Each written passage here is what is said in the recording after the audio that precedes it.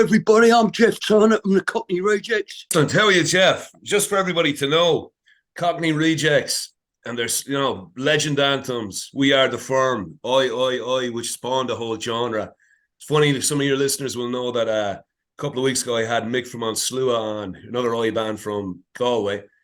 Would have been massively influenced by the Cockney Rejects, and two brothers involved in that too, and two brothers yourself, Jeff and Mickey, formed the band, the Cockney Rejects. Can you tell us a little bit about where the name came from and how it all got started for you?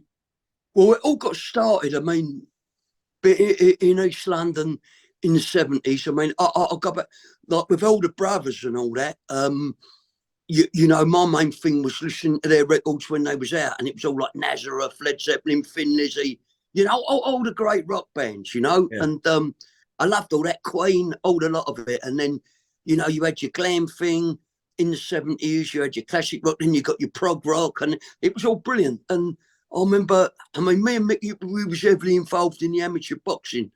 And I think it was it would have been just before the Jubilee in 1977. He come back and he had God Save the Queen by the Pistols. And he played it. And I just thought, this is awesome. When I heard that voice as well, and you had that backing track there, rebelliousness and all that. As a kid, it was infectious. And I thought, I'll have some of this. I've gone to see gigs before, your Thin Lizzies and your bands like that, at Hammersmith Odeon. But then you started going to the punk gigs. And the great thing about being in London in the 70s, you could go to a gig nearly any night of the week. You could go to the Lyceum that maybe, the Damned to be playing, or you could go to the Vortex or the Vibrators, anything, the Marquee, and see all these great bands. And so I really, really wanted to get into a band. But we hadn't played nothing. I was talentless, still am, but Art and Johnny Lydon, I thought, well, all you got to do is shout. My brother got an old guitar and he started learning to play it. And first we had a band called The Shitters, and it was just me shouting, and he on guitar. It was atrocious. And then things moved quite quick. I think it was at the beginning of 1979. And we're rejects, we're rejected, So we was going to be the Rejects, because when you're young and all that, you think you're being rejected. You probably weren't, no way at all. And then I said, we'll stick Cockney in front of it. We're East Londoners, so that kind of stuck. And in March 1979, we got the geezer who went on to become, he boxed at West Ham Boxing Club, a fella called Chrissy Murrell, went on to become my brother-in-law for a while. We got him a bass, I think he got one out of Woolworths. They used to do then, for about 15 quid. Yeah. And we started playing, and we didn't have a drummer, but we was just blagging things. We hadn't played a gig. And my brother Mickey, he got in contact with Gary Bushell, because we love Sounds was our Bible every Wednesday when it come out, like most kids up and down the country. And I was in school. I remember Mick coming, he was a few years older than me. I was in the 4th year of school. And he just walked into the lesson. He said, we better fuck up. He said, we're going to meet Gary Bushell up at Covent Garden Sounds. I couldn't believe it. So I said, fuck up out the class, as you do. Went up and met Gary Bushell, and we told him, we're the Cockney Rejects. We didn't have nothing. And he liked the name of the band. Then he said, at the time, Jimmy Percy had Percy's Productions, and he had the Angelic Upstarts and a few bands. And how it happened, I don't know. We blagged our way in to do a 4-song demo in Polydor Records, and we didn't have a drummer. So me, Mickey, and Chrissy Murrell bowled up there. We had 4 songs, which was, we just thought we'd go with it. Peter Wilson, the hippie engineer, who was there, who went and produced a jam. He was Jimmy Percy's right, man. He sat in and played drums. So we knocked out these 4 songs. I think this was April 1979, but it was hard at the time to give it your full thing because I was still boxing, and I was in the junior ABAs at the time, and I won the North East Divisionals of London ABAs, and I got through to the final, but I was trying to mix it with the music. I thought, I don't want to keep getting punched. That's you know hard what I mean? going. It's hard going. As some of my listeners will know, like I didn't do boxing Yeah. myself. I was doing sandal, just Chinese kickboxing, kind of MMA. And yeah, Oh, right. it took about 10 years out of punk rock to do that, to pursue that kind of fight all over. And you do now. You do the MMA. Yeah, I did like years ago Oh, now. Like I mean, I was coaching it. I was the national coach for a while as well here. But yeah, Chinese MMA now. It's a bit different. It's more or less the same. There's no cage. There's a lay tie, a raised platform. Same thing. Kick, punch, yeah. throw. But It's yeah, a it took very, about very, 10 years out of the very, punk very rock. skillful. No, I love to talk about it. It's a very, very skillful art. There's no doubt about it. Because I know. But it takes, that's what I'm saying. It takes commitment. When you're at that level, when you're kind of competing and stuff like that, it takes all your time. So I hear you when you're saying, like, because I know you were at fairly decent level in amateur boxing in the UK. I was Your brother as okay. well. I started in '75. I had 39 fights. I won 31. I won the Essex schoolboys a couple of times. I got to the national finals, schoolboy finals at Blackpool '77. I represented England schools against Wales schools '77. Then yeah, junior OBA's North East Divisional and all that. But when I got to 14. What gym were you fighting out of? What gym were you fighting out of? I fought out of Barking Boxing Club. Then I went to West Ham. All right, West Ham Boys. Yeah, cool. So West Ham Boys was really, really established. When I first went up there, all my mates went there, but they had so many good fighters. I went to I won a few miles up the road called Barking Boxing Club. Yeah. I went there, and it was a great club. It was only, there weren't champions there or that, you know what I mean?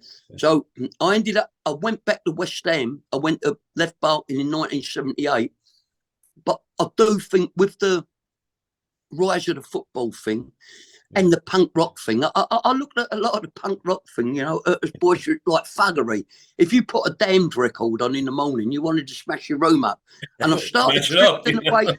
Yeah, I smash it up. That's right. And I started drifting away. Yeah. I was still boxing, but the training wasn't committed. And then I started getting nicked. When I was 14, I got nicked on a few dodgy charges, and I started to think I was Bertie Big Bollocks, Jack the Lad. You know what I mean? You kind of, when you're 13, 14, I can't be honest. You're looking at people like Sid Vicious as your role models. You know what I mean? He's a bad boy. I want to be him and all that. And I started getting into fucking bad, like trouble. So yeah, then. Going back, we had the band, we did this demo, and then we went up to Small Wonder Records, which was a bus ride away. Gary Bushell was giving us a lot of bigger in sounds. We still hadn't played a gig. And we went up to Small Wonder Records, which was a bus ride away, but in Walthamstow. But it was an independent shop, but they had Crash, I think, Menace, they had The Cure, like at the time. So, and we walked in there and there was like some little hippie geezer in there, Pete Stennett, lovely geezer. So we bowled in there. I said, I've got a cassette for you. He went, I'll get thousands of them every week. Right, you know, you think you're going to be the one who stands out. I pumped it into him. I said, nah, you listen to it. I said, it's special.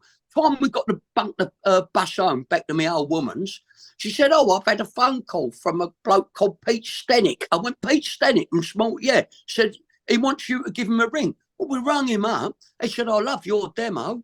He said, I think we can do something. We can turn it into a single.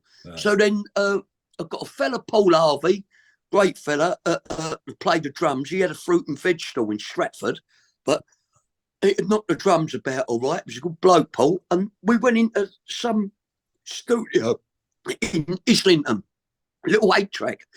And there was a producer, another hippie. There was a lot of hippies about in 1979 called Bob Sargent, who I think he went on to produce the beat or whatever and all that. And we knocked out this 3-song EP, Flares and Slippers, Police Car, I Want to Be a Star. And then started doing really well. You know, I think it was #1 in the alternative chart, selling thousands.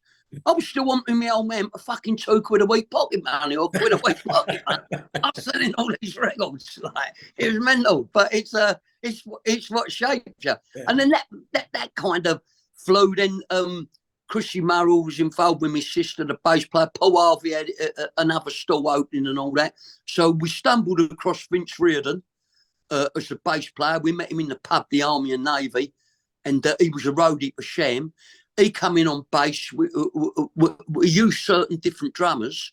We played a few gigs, and one we supported the Damned at the Bridge House. I think our third ever gig.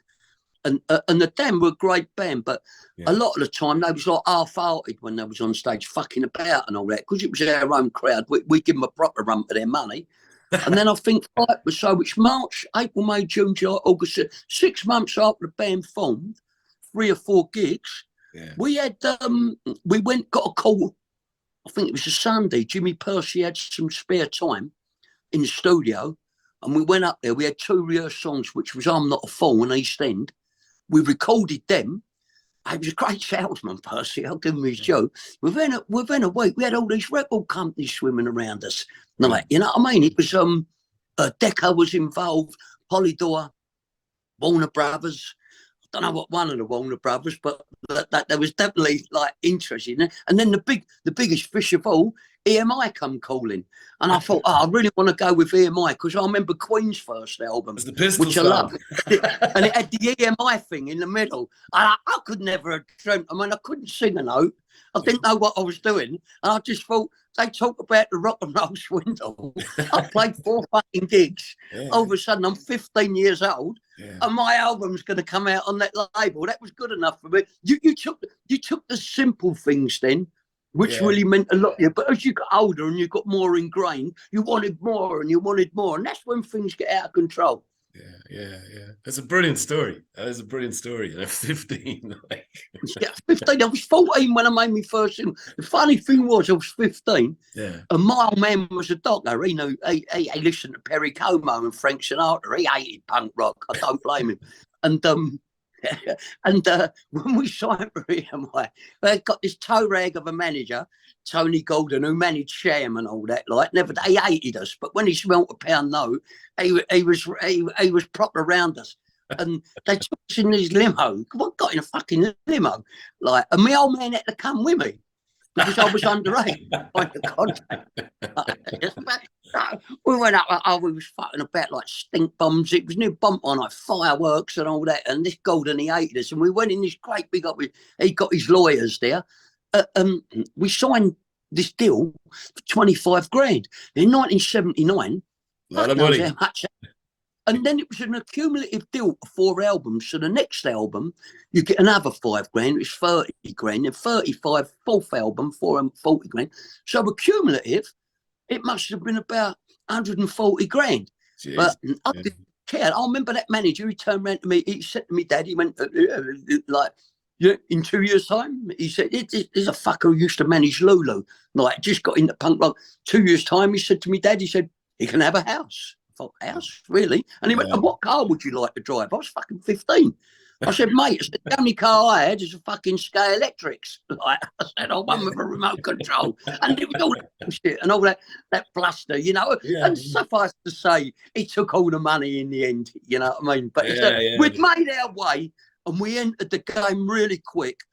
No, and probably too quick for our own feet. With 4 young geezers out of East End, I was still at school and all that. Yeah. Especially, it might be, if you was like a young band like Def Leppard, had good managers like Peter Mention, it was into the rock world and it was all done really well. We was in the arsehole end of it, you know what I mean? Like punk rock and fighting, and then there was all this like football hooliganism, and then all the politics that was coming into it. Because you had grief on stage at some stage, didn't you? You had with the British movement or something like that. There was we had loads of grief when we started. We had loads of grief because 78, 79, it become very politicised and shit all that, you know what I mean? And you know, I can always say, and you will be able to back me up on this now, if anyone wants to look at race relations, they should look at boxing gyms and MMA gyms, because you get people from all different walks of life, all different races. And all colours, all creeds, and everybody's welcome and it's total respect. And we all welcome in and we all get on. And I think if anyone wanted to look And that was the way I was brought up in the gyms around East London. But then they started getting a lot of the anti-Nazi league thing come along. Now, I was asked to play them gigs, but I said, I'm not going to jump on any political bandwagon. Yeah. No way. Because I didn't believe in politics in rock and roll. And once you align yourself on one side or the other, but then Sham 69 madness and that, they started getting real lot of British movement. Yeah. Every right-wing skinheads. Yeah. I've never been a skinhead in my life. Then after they decimated Sham 69, and I remember one of the first gigs we played with the Angelic Upstarts. God rest his soul, Mency. He got us a gig unannounced. It was a second ever gig at the Electric Ballroom on a Thursday night. And when we got there, we had an entourage with us, football boys. And there was a lot of all that seagulling going on. Like, we played our gig, then we went up into the bar at the back of the Electric Ballroom, and there was two punks enjoying themselves on the dance floor, just not hurting anyone. And all these Nazi skinheads started kicking the shit out of them, like really bad. So we said, we ain't having that. And we went down in a pincer movement, one side of those. I'm only 15, but I was game. You know, we'd been we had a lot of boxing boys with us. We went in there and we smashed the granny out of them. It was only 15-handed, proper. No one liked bullies, all that seagulling and all that. Yeah. From that moment on, because Sham, God rest mention, I know he was a tough man, but when it was all kicking off, he left the stage in tears. And I thought that'll never happen to me. And then it started coming every and every. If they wanted it with us, you know, I'm talking as a 15 year. I'm not condoning it, but I'm an honest man, and I'll tell the story as it is. We jumped down and said, "You want it? Let's have it." Yeah, exactly. You're not asking for it, but if it turns up at your doorstep, well, you deal with it, you know. But how you deal with it. And the thing was, no, that right wing, them British movement lot, really started getting on our case, and there was things like my mum was getting phone calls, you know what I mean? There was going, so we're going to go down the bridge house, see your son, we're going to shoot him, and all that old crap, you know what I mean? So there was a pub called the Barger Ground in Barking, and that's where they used to congregate, and we went there one Saturday night. Yeah, and we was team-handed. That was all these rumours, you know, without internet, but you just thought it was pub talk, and they're going to do this to us, they're going to do that to them. We met them on Barking Station. Of course, you know what happened. That was all mouth. We absolutely decimated them. Then after that, they didn't come near us. So our next fight... that's it, though. Like, you know, then it's softer targets, you know? Yeah. They go. You have to do that. Like, you know that when you're kind of... Like, I remember years ago up in Ballymun, I was living up there, and... same crack. You have to kind of stand up for yourself. If you don't, you become the victim. And when you do stand up for yourself, even if it does turn out that you get a hiding, when you do stand up for yourself, next time you walk by, they're looking at you, they're going, well, he's going to give me some grief, so they'll go with a softer target. You just have to do it, you know. And you're right. No, that's shit. You had to fight fire with fire. If you come unstuck, you come unstuck. And I'd see these bullies. I mean, there's a big gap when you're 15, 16 and like 21, 22-year-olds. But I mean, look, but then I was fearless. I didn't care. Now, I hate any trouble, you know what I mean? But there isn't as much, I don't think there is as much trouble anymore at gigs. Like, no, there's not trouble. It was quite weird. We played a gig a couple of months ago in a place called Bracton in Holland. And we drove there. It was yet another gig last year, and we got into this town, Dracton. It was like living your life backwards. It looked like the most boring town in the world. And there's this venue there. It was like the council built. We'll have a music venue. Yeah. So we get to. I'd say it was about a 400 capacity. There was about 320 people there. I was surprised at that. I thought, what we're playing now? And there was all like these skinheads there, and there was like a bunch of hillbillies. And then in about the first and fourth song, it all kicked off with these hillbillies and these skinheads. Nothing to do with us. And they're fighting, they're falling on the floor. Now, I'm one of these. I'll never, ever turn around and go, please stop it. Don't do that. Stop it. Because that's what they want you to do. And I thought, fuck you, you want to fight? I was entertaining us. Fucking fight. I'll play even faster. So it went on for about 20 minutes. Then it stopped. These hillbilly kind of people come out. Then they come back in another 10 minutes later, and it all kicked off again. I found it. I hate violence, but I found it highly amusing. And anyway, after I was speaking to someone. Surreal, isn't it?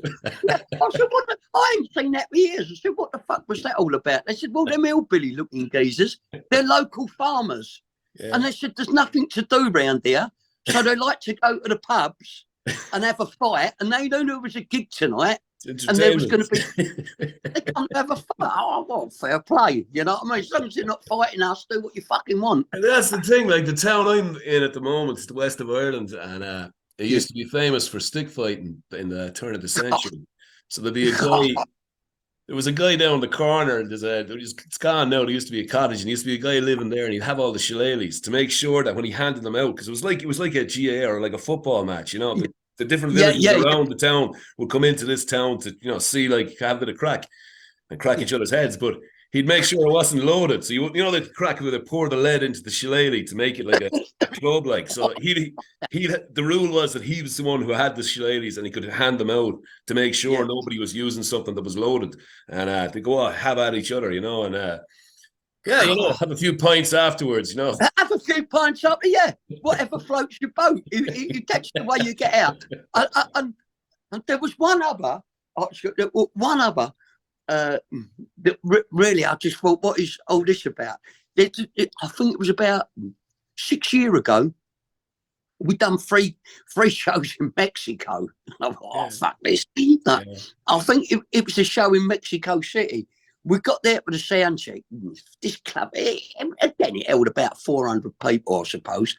And when we got to the gig, I thought, that's fucking strange, isn't it? We took all our gear up. The stage was elevated about 20 feet up in the ground. So we done a sound check. I thought, that's strange. Gone back in. This club was packed, but it's all right, like the big bull-neck Mexicans, all them tattoos off. Oh, fuck this, we're only four-handed, be good to us, boys. And then as soon as we hit the opening chords, I looked down and think, we're 20 feet above them. They just punched the fuck out of each other, right from the opening chord. And I thought, now I know why we're 20 feet up in the air. And there was this MMA geezer, this Mexican champion. Mate, he was just laying people out. Like, it was like crack. But I don't know whether it seemed to me as if they was enjoying it. Like, and I just thought, I thought, get me on a plane home. Like, these boys don't mess about. We go back East London, ICF and all that. This is a different ball. Mum, get me home. It was one of cultural differences. Practice for a game of soldiers. I'm out of here. Brilliant. And you are playing a lot. Like, you've been around since 1978, and you've been fairly constant throughout it. And the lineup has been fairly constant too. But I mean, you've played all over the world, I suppose. Where are you playing these days? Like, you have this gig coming up, the Mid-Sound are putting on the 25th of November. And that's in the Lost Lane, just off Grafton Street in Dublin. But besides, are you doing much at the moment? Are you doing no, Europeans, Anton?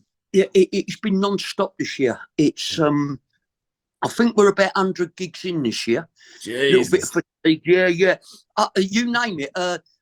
Australia. They're as bad as the Exploited, because that's what, like, I know. Yeah, I know. I know Stevie and I know Rob from the Exploited, and Stevie sent me a thing there last Boxing Day, Stevens' day. Yeah. I got a message from Stevie. It sent me a big list of fucking about 150 gigs or something that Waddy had sent him. Basically, make yourself available. Make yourself. I don't know how they do it. And I said, I see, where was it? I was speaking to Waddy at one of the shows we were doing. It might have been Scotland Calling or something back in April at Glasgow. And he went, your schedule's insane. I went, not half as insane as yours, mate. I went, yours is mental. Yeah, because that's what Rob, I had Rob on the show and he was saying he was getting worried with Waddy, with his health and that. And he was saying to, what's his name? Marcus, not Marcus. I forget his name. But the lad who organises their shows, and he was saying to him, listen, will you no more than 4 shows a week and no more than 3 in a row? I know. It's mental. It really is. And but you're the same. You're saying you've done 100 gigs already this year and stuff, like, Yeah. We've done.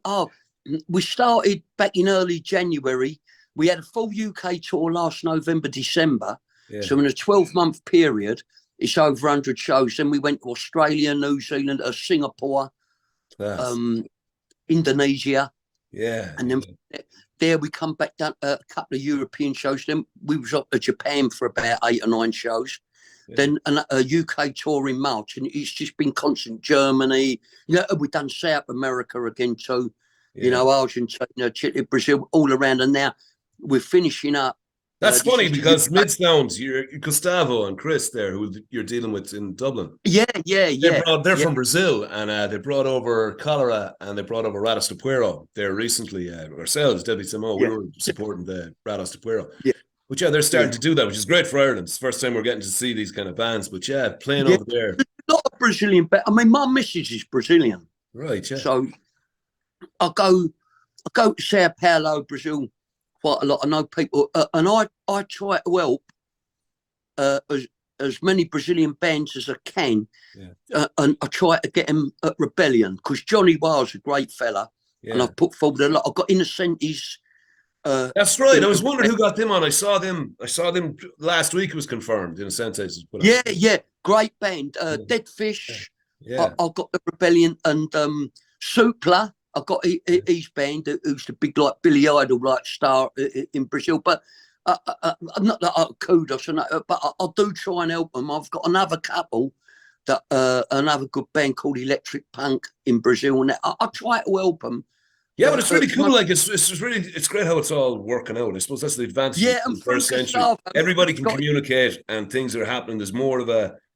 That's the true spirit of punk rock. Like everybody's kind of and I think so. No, I remember when I was young, and I wanted things, and I used to ask, and I tried to blag in here and blag in there, and I've never forgot that route. So if young bands I think are good, I'm no Svengali, but if I could help in any way, I would. I mean, we basically, I remember in about February, March 1980.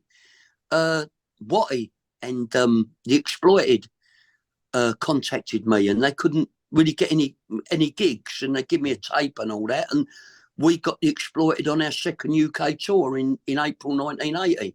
And that's got right. Some gigs. That's right. Yeah, and they went from there, and it's all about like Jimmy Percy. Mency helped us, and that's the way I see it going. So there is that thing in the punk rock world for sure. Like it's class. Yeah, and it's good. See, a lot of these Brazilian bands, and God bless them, and bands from around the world, them getting to Rebellion is like a non-league team in a way. Getting to Wembley, it's a lot of them. It's their dream. So if you can help people, it's always nice to help people if you can help them. You know what I mean? And I think that's the good way. And we've been blessed. We've had next year, we're going to slow down. I'll only be playing about 15, 20 shows, just festivals. I'm not going to do the club tours anymore because I'll be on it. Everybody's getting on that. And it's demanding when you're up and down on planes and hotels, and it's waiting around. There's a lot of it. I'm a good quote from Charlie Watts when I remember when back in 2012, I think it was the Rolling Stones 50th anniversary. And I see an interview with Charlie Watts. He went, 50 years. He said 45 years of that I've been fucking waiting about. He said that's what it is. Yeah, I get it. But the thing is, it's not to moan. Yeah, you feel it's a bit tiring. It's this, that, and the other. But at the end of the day, you got to remember people who work long shifts in hospitals or rotten jobs on the water bowl down fucking sewers and all that. You know what I mean? They'd probably give their right arm to swap with doing what you're doing. So I always keep that in my head anyway. I'm a grafter. I'm a painter and decorator by trade. And I still go to work, and it's always kept my feet on the ground. I've had some crazy jobs, you know what I mean? But it's I think that instills in you when you think, well, fuck me, like I can earn good money on the stage for what most people, for 1 hour, all the waiting around and that, what a lot of people might struggle, not fortunes, to earn in a week. So how bad's that? You can't really complain at you lot, can you? True, but you've done a lot of work on the stage. Like, what have you got? You've 10 albums, isn't it? The last one was Power Grab, wasn't it? 2022. Yeah, Power Grab. Yeah, it was the last album. That was always going to be the last studio album. I fairly believe it is when the Rejects were starting out, we didn't really know about instruments. We were kids, but our main musical the inspirations were obviously bands like Zeppelin, AC/DC, Aerosmith, and all that. And it was. I make no bones about that. Rolling Stones, all rock and roll. I love punk, 70s punk. Really loved it. And you was always going to develop and try and do more things that side on the rock side. I think most bands, I'm being honest, new bands or whatever, you get your best work done in your first 3 albums or 4 albums. So it goes for most bands. You're hungry, you want it, and that's what you want to do. Then you get caught in a trap. You think, oh, I'll leave that behind. Maybe something else. It don't change you as a person or your beliefs or that you're working class or anything. You're just trying to do something different. Maybe do different, you know? And I think that it's funny how many bands have come back. Like you look at Discharge or something like that, and they did kind of drift off on a different direction. And then they came back with that latest album of theirs, which is kind of back to form, and it's fucking brilliant. Like, but and that's like The Damned came out with an album recently as well. You know, kind of back to the roots. Like it's sort of I think you can get caught in a trap. I think if you listen to a lot of the, I'm naming names that I've been, but a lot of the oi bands, even the older ones now, they're writing albums about, you know, riots and shootings and this, that, and the other, and throwing bricks and all that game. I don't fucking do that. I've done plenty of it when I was fucking 15, 16, 17. So to be singing about that now, like I'm fucking nearly 60-year-old, I've got fucking 4 grandkids. I just think it'd be a bit of a cop out. Sing about what you're doing and about what, like, you got that. That's just me. I might be wrong. But I think if that's your path, follow it and be true. I was proud of the Power Grab album because we put a bit of different stuff. And then my brother Mickey, he's a very accomplished player. And I've been lucky to hang on to his coattails for 44 years to stop him going elsewhere. You know what I mean? So, you know, it's there'll be no more studio albums. I think they might just do an EP of, you know, covers. You know what I mean? Cover songs. What's the studio experience like for the Cockney Rejects? Like, what do you often ask bands like that? Like, you know, when you new bands starting out, often have on the show, like it's a complete mystery to them. You know, they don't know what they're doing. Are they doing live recordings? Are they doing it to a track? Are they? How many days do they spend doing a song? What would you do now that you have the experience? Like, what do you prefer to do? When it used to be, you like the first 3 albums. That's what they're on. That was a punk ideal. That technology, you get in a rehearsal room and you bang out a track between you, bring the riff or something, then we'd write some lyrics, then the 4 of you would be in a room and you'd record it.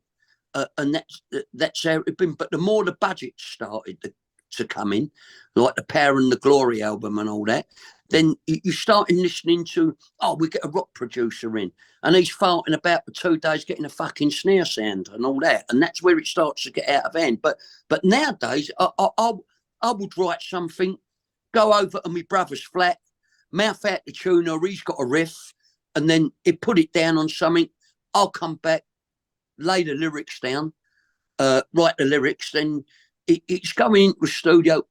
We only ever go into small studios to get the backing track down. You know what I mean? One here in Whitstable, really good little studio. You don't, it's art and art.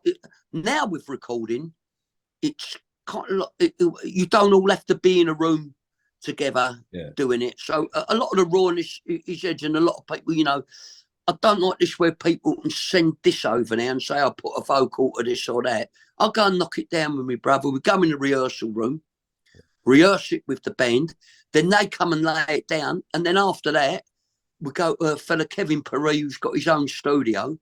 And then that's where you do your vocals, you do your overdubs and stuff like that. But it's definitely moved on, obviously from 70s, early 80s. And I think that's where a lot of the rawness, if I was a new band, and you wanted to capture more of your live sound on the rawness, I would suggest you book a week in the studio, 10 days in the studio to do your album and make it, you know, refined, but as raw as you can. When you get more to our age and you're more mellowed out, it's more difficult to do that, you know what I mean? Because you're not teenagers anymore with that same intensity. Like, and that's why I think a lot of music is really mellowed out now. And then you start getting into this thing. When we had a budget for our first album, Greatest Hits Volume 1, it was knocked out 14 songs, 13 songs in a week. Yeah. Like, but then as it went on, like it was taking fucking longer than Ben Hur to make a fucking album. You know what I mean? I know, yeah. Oh well, I don't like this. Let's go back and redo this bit and that bit. The case when we done our first Every Rock album, the Wild Ones, and we had some big hitters on there, like Pete Way, UFO. We said we're going to change the dynamic of the band. The punk thing was dying due to all the political shit in Southall and all that. I wanted to carry on and be in a band. And we made this Wild Ones album. There was different people in the rock game around us, advising us, this and that. And it started to take forever to make. Now, I've got cassettes of the monitor mixes, the rough mixes of it. They sounded fucking brilliant. By the time it was mixed, like, and you in the studio taking a day for a fucking tom-tom and all that, the time it was mixed, it was so watered down, it sounded nothing like the original. I was disappointed with it. That's how pretentious it gets, and how the rock game. Really interesting. That's a fascinating thing. It's great to hear some of your experience say that. Now, I see I'm basically out of time here on this interview. Listen, Jeff, it's been fantastic talking to you. You're playing Dublin. You're playing Dublin for Mid-Sound Productions in the Last Lane, 25th of November. That's on Saturday week on the 25th. I'm looking forward to come back to Dublin. Ireland, you know, we've always had great reaction there, and the people have been so friendly to us. And we'll go there, we'll be on that stage, and we'll give 120%, as people know from our live shows. And we're really looking forward. I hope you can make it, Noel, if you be there. It'd be great, mate, and we can have a chat then. And maybe I should just tone down. Anybody would think I've snipped a load of fucking speed, wouldn't I? I don't shut up. So I'll catch you there, Jeff. All right, it's been great. I'll catch you later. No one, thanks very much, mate. I'll see you Saturday week. All right. Thank you. N.Kaos. Deadbeat's journey through the underground. Interviews, music, punk, community. Attitude. Support your scene, like, follow, and share. Say hello in the comments below.